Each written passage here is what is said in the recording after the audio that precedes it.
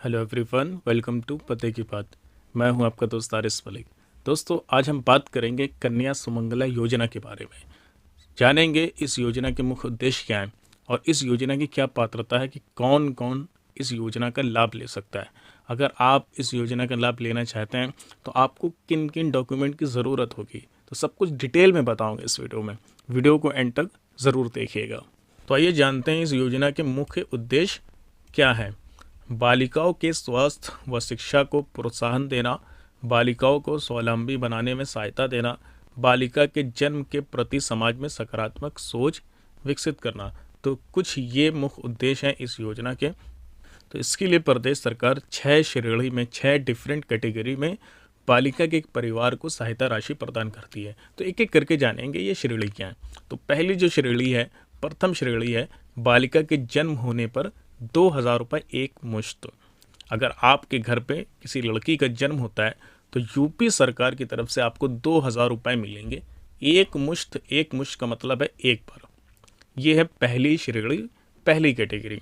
और दूसरी कैटेगरी क्या है, बालिका के 1 वर्ष तक पूर्ण टीकाकरण के उपरांत बच्चों को जो इंजेक्शंस लगते हैं, अगर आपके घर पे कोई बालिका है, कोई बच्ची है, उसको 1 वर्ष तक जो टीके लगते हैं वो पूरे लगवा लिए गए हैं तो आपको 1,000 रुपये की राशि मिलेगी। तीसरी श्रेणी है, तीसरी कैटेगरी है कि कक्षा 1 में प्रवेश के बाद अगर बालिका का कक्षा 1 में प्रवेश होता है, मतलब उसका कक्षा 1 में एडमिशन दिलाया जाता है, तो आपको यूपी सरकार की तरफ से 2,000 रुपये मिलेंगे। चौथी श्रेणी है कक्षा 6 में प्रवेश के बाद अगर बालिका का एडमिशन कक्षा 6 में होता है तब आपको यूपी सरकार की तरफ से 2,000 रुपये मिलेंगे। पाँचवीं श्रेणी है कक्षा 9 में प्रवेश के बाद अगर बालिका का अब एडमिशन 9 में होता है, कक्षा 9th में होता है, तो यूपी सरकार की तरफ से आपको 3,000 रुपये मिलेंगे।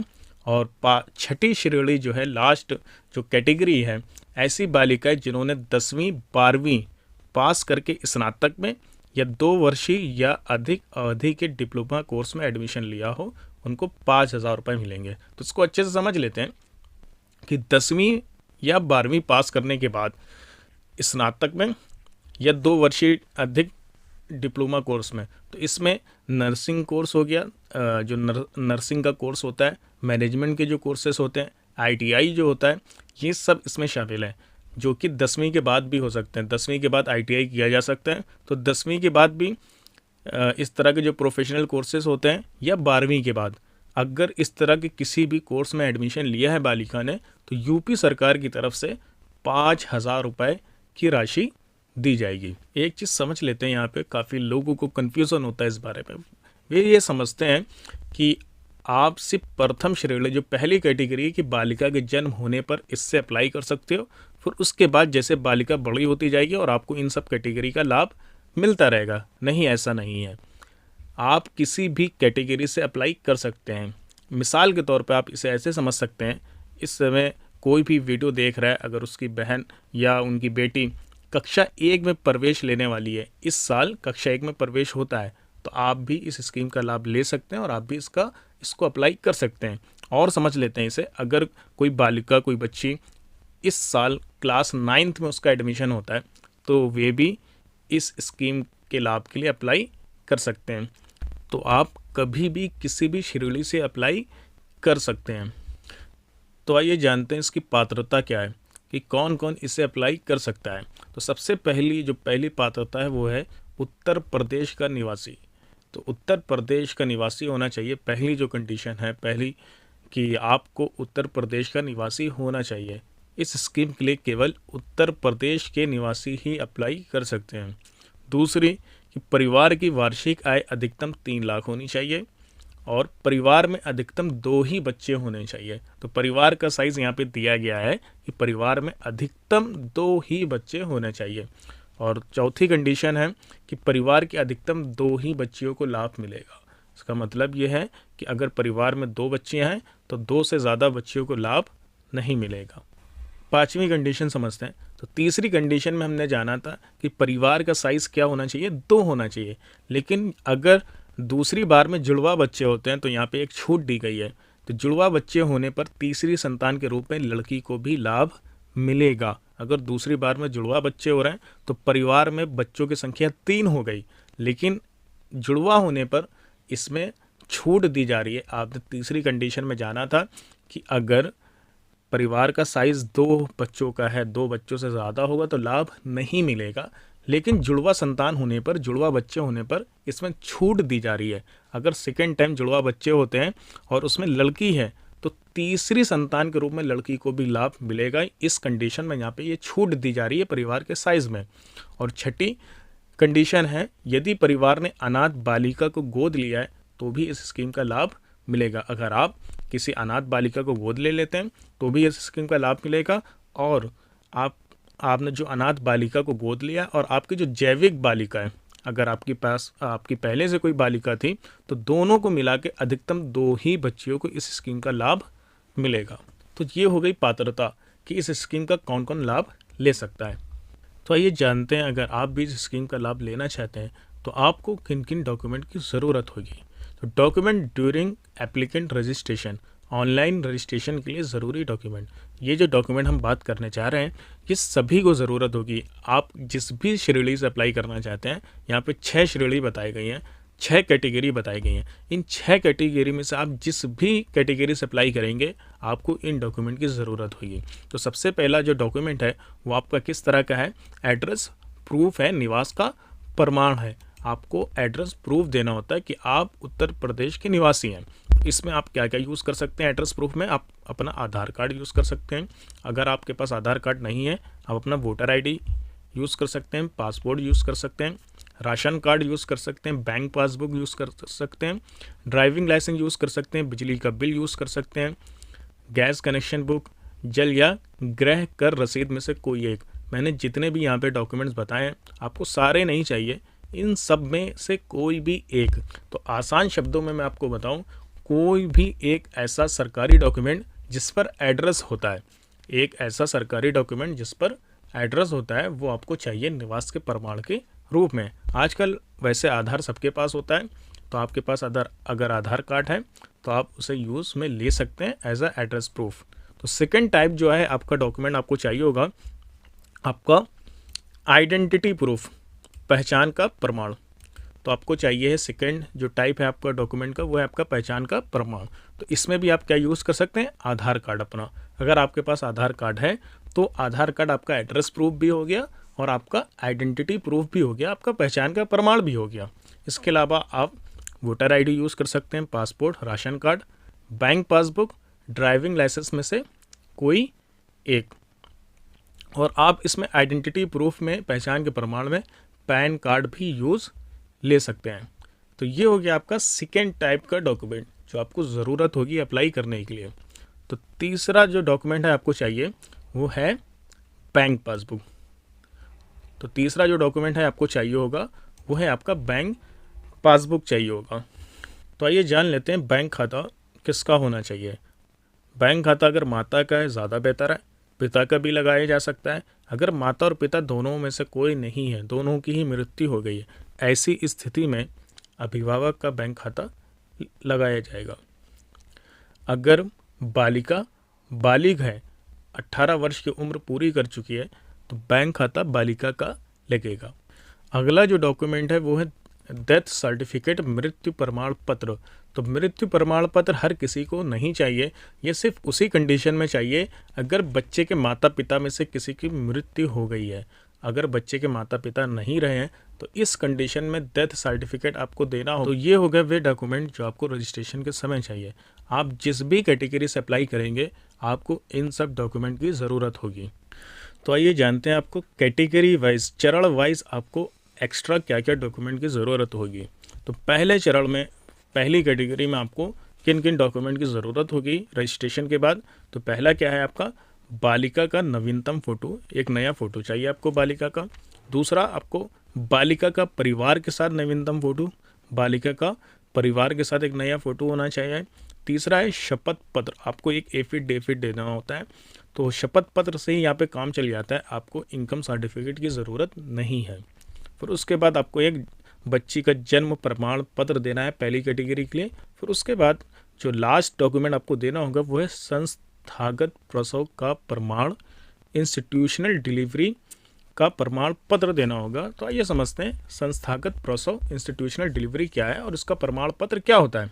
तो अगर बच्चे का जन्म अस्पताल, नर्सिंग होम, स्वास्थ्य केंद्र, एम्बुलेंस में हुआ है तो इसको कहते हैं संस्थागत प्रसव institutional delivery, MCTC, mother and child tracking system.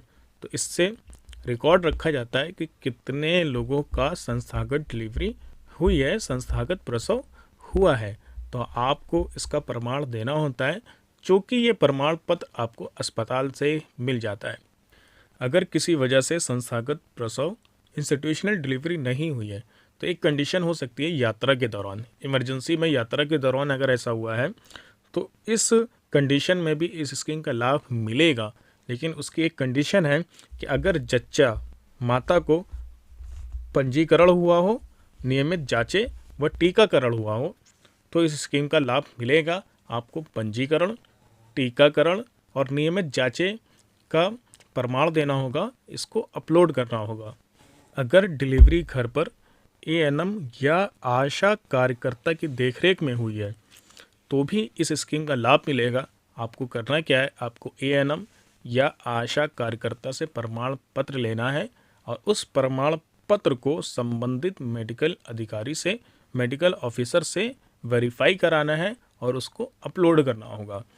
तो ये हो गया आपके डॉक्यूमेंट। अगर आप पहली श्रेणी से प्रथम कैटेगरी से अप्लाई करना चाहते हैं तो आपको इन डॉक्यूमेंट की ज़रूरत होगी।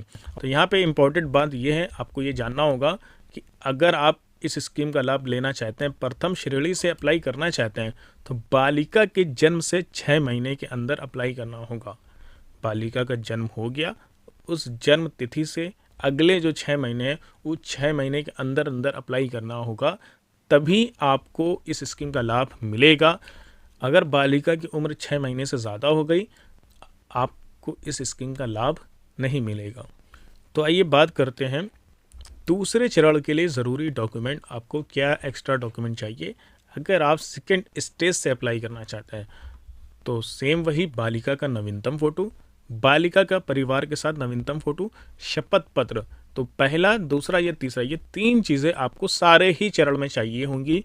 तो ये 3 चीज़ें आपको सारे ही चरण में चाहिए। तो लास्ट चीज़ जो एक्स्ट्रा आपको चाहिए सेकंड कैटेगरी के लिए, टीकाकरण कार्ड। तो बच्चों को जो टीका लगते हैं, जो इंजेक्शन्स लगते हैं, वो एक कार्ड बनाया जाता है स्वास्थ्य केंद्र में और उस पर उसकी एंट्री की जाती है कि बच्चे को इस तारीख में ये टीका लगा है, उसका पूरा रिकॉर्ड रखा जाता है। तो आपको वही टीकाकरण कार्ड अपलोड करना होगा यहाँ पे। और इम्पॉर्टेंट बात यहाँ पे है कि अप्लाई करते समय बालिका की उम्र 2 साल से कम होनी चाहिए। बालिका की जो उम्र है वो 2 साल से कम होनी चाहिए। तो आइए बात करते हैं, अगर आप तीसरे चरण से अप्लाई करना चाहते हैं, तीसरी कैटेगरी से, तो आपको किन किन डॉक्यूमेंट की ज़रूरत होगी। तो शुरुआत के वही 3 डॉक्यूमेंट आपको, बालिका का नवीनतम फ़ोटो, बालिका का परिवार के साथ फ़ोटो और शपथ पत्र। ये 3 चीज़ें हर जगह सेम है। तो चौथा क्या है यहाँ पे, कक्षा 1 का प्रवेश प्रमाण पत्र। आपको क्या देना है यहाँ पे, जो कक्षा 1 में बालिका का प्रवेश हो गया तो उसका एक प्रमाण पत्र देना है। तो ये प्रमाण पत्र क्या होता है, आपको कैसे, किस फॉर्मेट पे देना है, ये मैं वीडियो के एंड में बताऊंगा आपको। तो यहाँ पे इम्पोर्टेंट बात क्या है कि बालिका की जो उम्र है वो 3 साल से अधिक होनी चाहिए। अगर आप तीसरी कैटेगरी से अप्लाई कर रहे हैं तो आपकी जो बालिका है, बच्ची है, उसकी उम्र 3 साल से ज़्यादा होनी चाहिए। और दूसरी जो कंडीशन है यहाँ पे, उस वर्ष आपको 31 जुलाई से पहले पहले अप्लाई करना होगा। 31 जुलाई से पहले पहले आप तीसरी कैटेगरी से अगर अप्लाई कर रहे हैं तो बालिका का एडमिशन हो जाने पर उस साल आपको 31 जुलाई से पहले पहले, और या स्कूल की एडमिशन की लास्ट डेट से 45 दिन के अंदर अप्लाई करना होगा। तो ये 2 कंडीशन में से एक आपको फुलफ़िल करनी होगी। एक कंडीशन वहाँ पे होनी चाहिए कि 31 जुलाई से पहले पहले आपने अप्लाई किया है, या स्कूल की एडमिशन की जो लास्ट डेट थी, आपने जिस स्कूल में एडमिशन लिया है उसकी जो आखिरी तारीख थी एडमिशन की, उसके 45 दिन के अंदर एडमिशन की लास्ट डेट हो गई। अब उसके जो 45 दिन के अंदर अंदर अप्लाई करना होगा, वरना आपका फॉर्म मान्य नहीं होगा। तो आइए जानते हैं चौथे चरण के लिए ज़रूरी डॉक्यूमेंट। अगर आप 4th कैटेगरी से अप्लाई करेंगे तो आपको क्या डॉक्यूमेंट चाहिए। तो शुरुआत के 3 डॉक्यूमेंट सेम वही है, बालिका का नवीनतम फ़ोटो, बालिका का परिवार के साथ नवीनतम फ़ोटो और शपथ पत्र। तो अब क्या चाहिए यहाँ पे आपको, लास्ट डॉक्यूमेंट जो आपको चाहिए होगा वो कक्षा 6 का प्रवेश प्रमाण। कक्षा 6 का प्रवेश प्रमाण आपको चाहिए कि बालिका ने कक्षा 6 में प्रवेश ले लिया है। तो इसमें बालिका की उम्र जो है वो 7 साल से अधिक होनी चाहिए। यहाँ पे जो इम्पोर्टेंट बात है कि बालिका की जो उम्र है यहाँ पे, अगर आप इस कैटेगरी से अप्लाई कर रहे हैं तो 7 साल से ज़्यादा होनी चाहिए। और दूसरी इम्पॉर्टेंट बात जो है यहाँ पे कि उस वर्ष आपको यहाँ पे भी 31 जुलाई से पहले पहले अप्लाई करना होगा, और या जो लास्ट डेट है एडमिशन के स्कूल में उसके 45 दिन के अंदर अंदर अप्लाई करना होगा। इन दो कंडीशन में से एक आपको ज़रूर पूरी करनी है। तो आइए जानते हैं 5वें चरण के लिए ज़रूरी डॉक्यूमेंट। अगर आप 5वीं कैटेगरी से अप्लाई करते हैं तो शुरुआत की वही 3 चीज़ें, बालिका का नवीनतम फ़ोटो, बालिका का परिवार के साथ फ़ोटो और शपथ पत्र। इस कैटेगरी में आपको क्या चाहिए होगा, कक्षा 9 का प्रवेश प्रमाण पत्र। बालिका ने कक्षा 9 में प्रवेश ले लिया है तो आपको उसका प्रमाण पत्र देना होगा। यहाँ पे जो इम्पोर्टेंट बात है वो ये है कि बालिका की जो उम्र है वो 10 साल से अधिक होनी चाहिए। और दूसरी जो इम्पोर्टेंट बात है वो ये है कि उस वर्ष आपको 30 सितंबर से पहले पहले अप्लाई करना होगा, या बोर्ड रजिस्ट्रेशन की लास्ट डेट से 45 दिन के अंदर अप्लाई करना होगा। तो ये 2 कंडीशन है, यहाँ पे 2 शर्तें, इनमें से कोई एक आपको पूरी करनी है कि आप सेम उसी साल जिस साल बालिका ने कक्षा 9 में एडमिशन लिया है तो आप 30 सितंबर से पहले पहले अप्लाई कर दें, या बोर्ड का जो रजिस्ट्रेशन होता है उस रजिस्ट्रेशन की जो लास्ट डेट से 45 दिन के अंदर अंदर अप्लाई करना होगा। ये हो गई वो 2 कंडीशन जो आपको शर्त पूरी करनी है। तो आइए जानते हैं छठा चरण, आखिरी चरण। अगर आप इस चरण के लिए अप्लाई करते हैं तो आपको किन किन डॉक्यूमेंट की ज़रूरत होगी। शुरुआत के 3 वही डॉक्यूमेंट्स, बालिका का नवीनतम फ़ोटो, बालिका का परिवार के साथ नवीनतम फ़ोटो और शपथ पत्र। इसमें आपको 10वीं और 12वीं की मार्कशीट या प्रमाण पत्र, इनमें से कोई एक आपको चाहिए। संस्था का आईडी, संस्था का आईडी कार्ड। तो संस्था का आईडी कार्ड का मतलब है बालिका ने जिस इंस्टीट्यूट में एडमिशन लिया है। जैसे बालिका ने किसी कॉलेज में डिप्लोमा कोर्स के लिए एडमिशन लिया है तो उस कॉलेज का आईडी कार्ड देना जहां एडमिशन लिया गया है, और फीस रसीद भी आपको यहाँ पे देनी होगी उस कॉलेज की जहां बालिका ने एडमिशन लिया है, उसकी फ़ीस रसीद। तो ये हो गए डॉक्यूमेंट जो आपको लास्ट स्टेज चौथे चरण में अगर आप अप्लाई करते हैं तो आपको इन डॉक्यूमेंट की ज़रूरत होगी। तो यहाँ पे एक इम्पॉर्टेंट बात है कि बालिका की जो उम्र है वो 12 साल से अधिक होनी चाहिए। अगर आप छठे चरण के लिए अप्लाई कर रहे हैं, यहाँ पे बालिका की जो उम्र है वो 12 साल से ज़्यादा होना चाहिए, और उसी वर्ष आपको 30 सितंबर से पहले पहले अप्लाई करना होगा, या एडमिशन की लास्ट डेट से 45 दिन के अंदर अप्लाई करना होगा।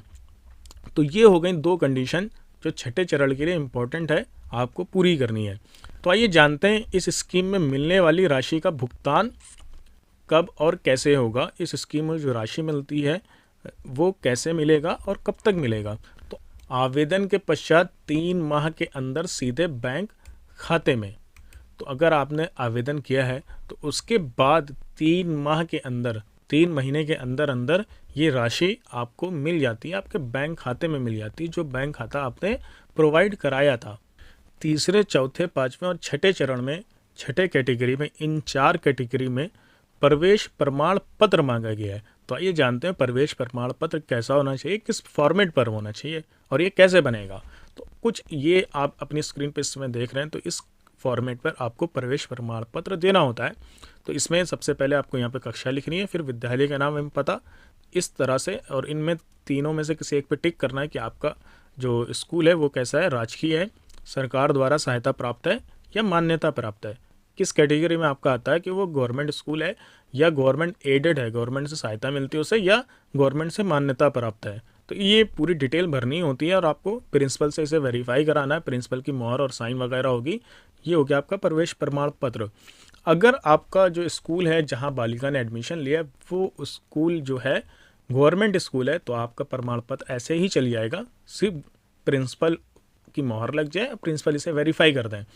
लेकिन अगर आपका स्कूल जो है वो गवर्नमेंट स्कूल नहीं है, गवर्नमेंट एडेड है या गवर्नमेंट की मान्यता प्राप्त है, ऐसी स्थिति में आपको ये प्रमाण पत्र, इस डिटेल को भरने के बाद आपको खंड शिक्षा अधिकारी से वेरीफाई करवाना होगा, तभी आपका प्रमाण पत्र मान्य होगा।